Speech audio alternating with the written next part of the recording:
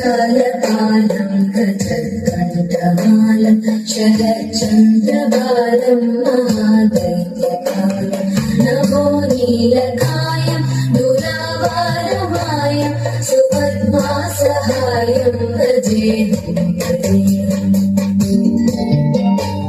सदा बोधिवासं कलर्दुष्टहासं जगत्सन्निवासं शदादित्यभासं गदा चक्रशस्त्रं रसद्पीतमकण्ठहारं श्रुतिघ्रातसारं जनान्तर्विहारं धराभारहारं चिदानन्दरूपं यस्य